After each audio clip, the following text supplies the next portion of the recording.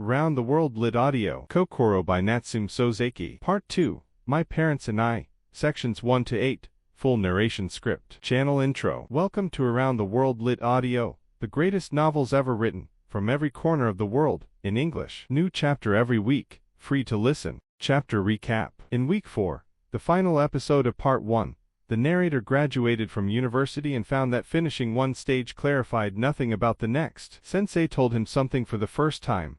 A close friend, a wrong that cannot be corrected, a grave that is his responsibility. He promised to tell the full story when the narrator returned to Tokyo. In August a letter arrived. I am ready now. Come when you can. The narrator stayed with his ailing father instead of going back. It was a decision he would return to for the rest of his life. We begin part 2 now. Part 2 is called My Parents and I. The narrator is at home with his family in the country. His father is unwell. And in Tokyo, something is happening that he does not yet know about. Part 2. Sections 1 through 8. Part 2. My Parents and I. Sections 1 to 8. The house his parents lived in was older than the house he associated with his childhood, an accumulation of decades, each room carrying the particular weight of a life lived in one place for a long time. He had grown up here, but he had also grown away from it, in the way that education produces a version of you that fits less comfortably in the place you came from. Not because the place had diminished. It was the same house, the same rooms, the same sounds of the countryside at night, but because he had acquired, in Tokyo, a way of thinking about things that made the house feel slightly smaller than it had before. His father was ill in the way that some old men are ill,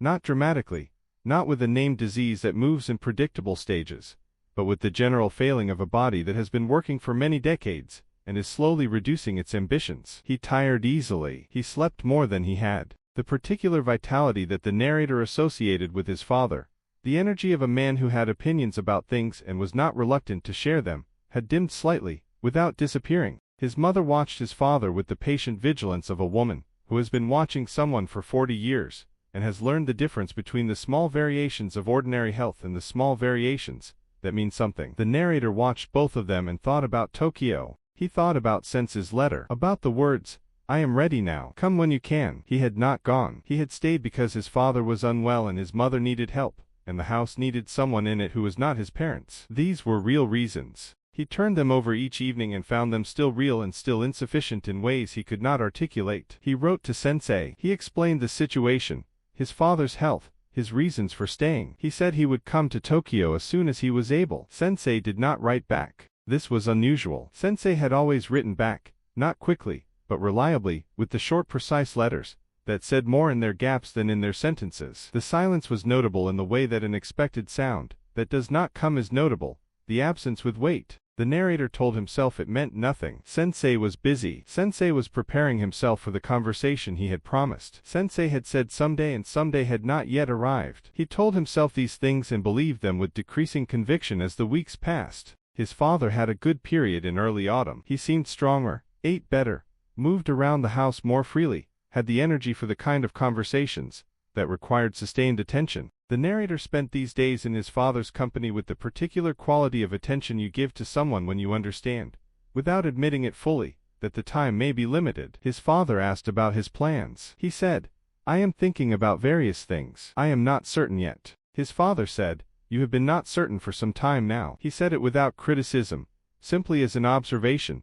The observation of a man who had spent his life being certain and found uncertainty, in his son, slightly mysterious. The narrator said, I know. I will decide. His father said, You spend too much time with that man in Tokyo. He had told his parents about Sensei. Not everything, not the grave or the secret, or the particular quality of the friendship that made it unlike any other relationship in his life. He had told them that he visited an older man, a scholar of sorts, who had no formal position but was worth talking to. His mother had asked, Is he a good influence? He had said, I think so. His father had said, Influences are good until they become dependencies. Make sure you are learning from him, and not simply following him. The narrator had not known what to say to this. He had not thought of his relationship with Sensei as a dependency, but sitting with his father's question in the autumn evenings of the country house, he was not entirely certain his father was wrong. His father collapsed in October, not during exertion, simply while sitting in his chair after lunch, in the particular quiet of a house in early afternoon.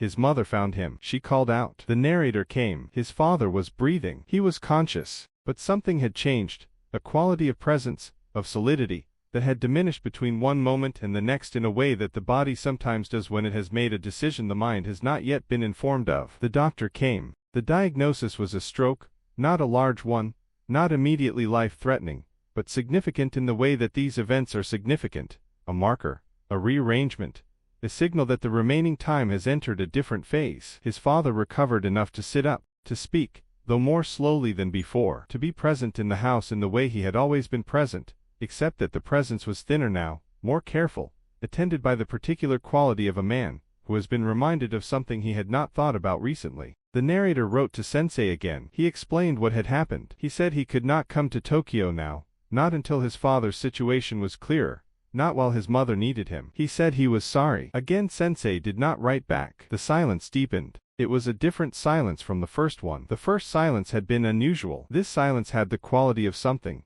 decided, of an absence that was not accidental but purposeful, though the purpose was not yet visible. The narrator sat in his father's house in the autumn evenings and felt, for the first time, genuinely afraid. Not of his father's illness. That fear was present and real and he had accommodated it. A different fear. The fear of a door that is closing, slowly, on the other side of a distance he cannot cross. He thought about Sensei's words.